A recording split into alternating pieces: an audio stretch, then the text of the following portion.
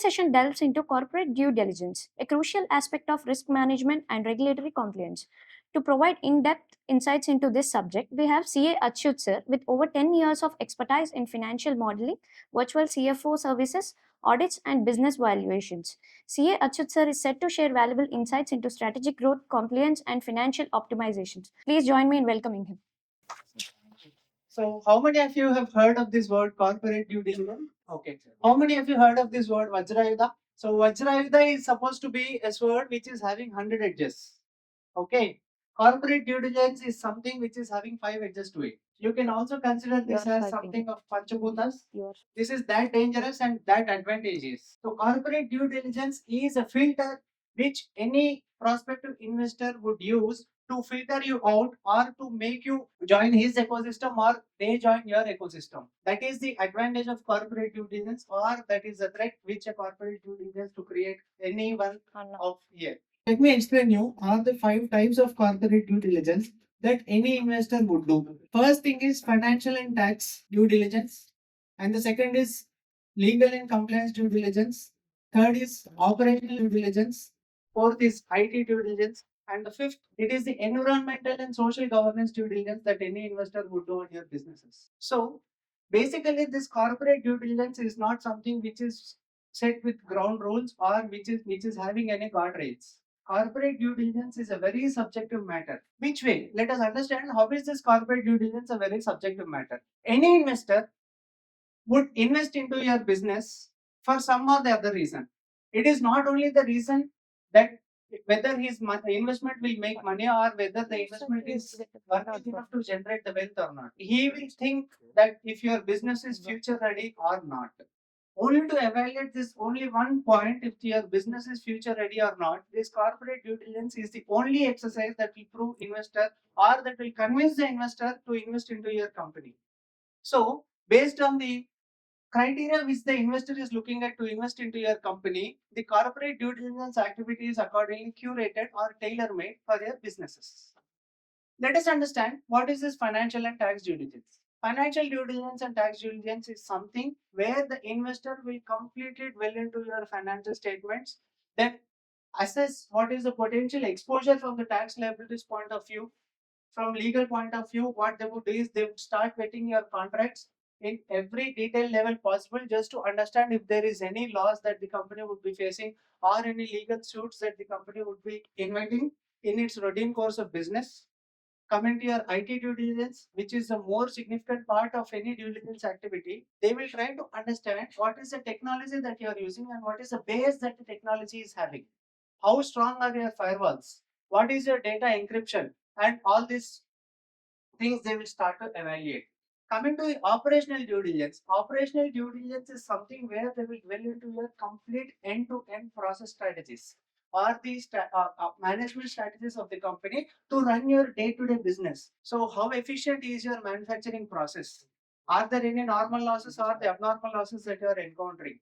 What is your management strategy in dealing with the HR policies? How are you managing the people? How are you managing the workforce? How are you managing your stakeholders? How are you managing your vendors? How are you managing your customers? Are you over dependent on any single customer? Are you over dependent on any single vendor? Or is there any dependency with respect to scarcity of the material that you are using or the services that you are availing? All of this would be evaluated and then given a score to understand if this due diligence will go through or not.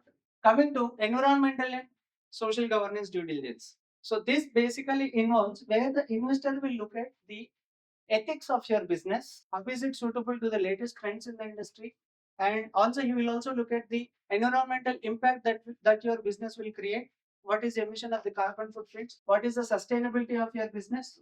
All of this. So when you go through all these 5 stages of your corporate due diligence, it is not just the assessment of the investor or the prospective investor, keep it apart, but for most of the management or the founders or the promoters, it is an icebreaker or eye opener for those guys where they stand.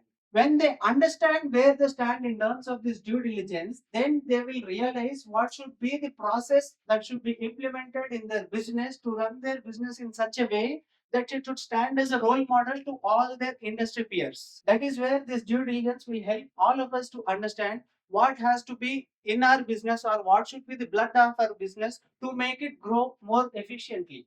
Let us take an example how this corporate due diligence will act. Let us say you are running a business service industry with some X number of clients or N number of clients into the service industry. So most of them are globally located. Your clients are globally located.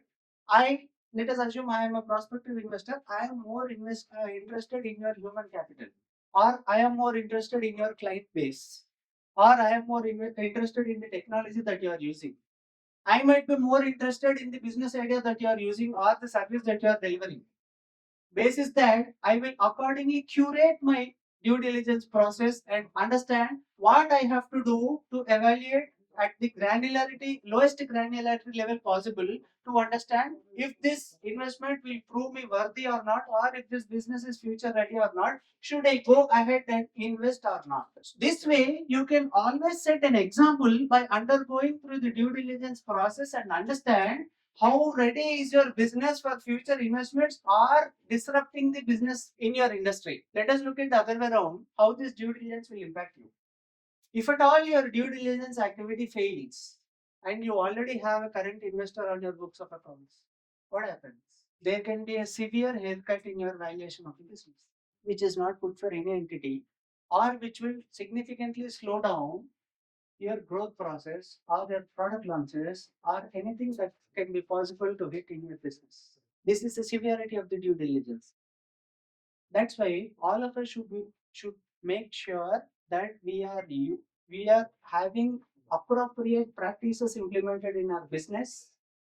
Make sure that you are compliant with all the possible laws and regulations to the best extent possible. I don't say you need to be foolproof 100%, but yes, to the extent possible, you need to be compliant in all the regulatory aspects, legal aspects, financial aspects, disclosures, and your governance principles, your ethics, your industry standards, and all of this.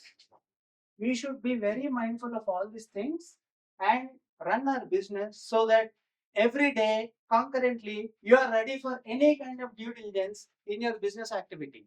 So, let us understand how this default checklist will be built up. Probably this comes out of the foundation of the nature of your business. So, the checklist basically will have, let us understand, for financial and tax due diligence. The checklist will have to get your accounts audited regularly with a decent audit firm and maintain your books of accounts in the most complete extent possible, to the most complete extent possible.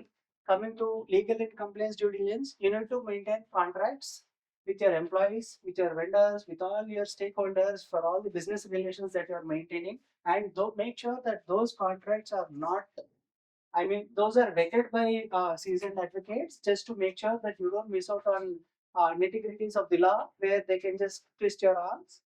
And coming to environmental and sustainable governance. So basically, just understand what is the environmental impact of your entity.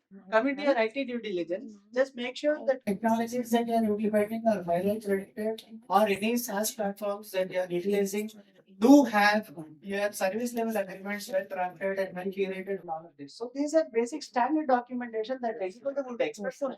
We just have to make sure due diligence is called DD in corporate world. We just have to make sure that that does not become a doomsday. That is also a DD.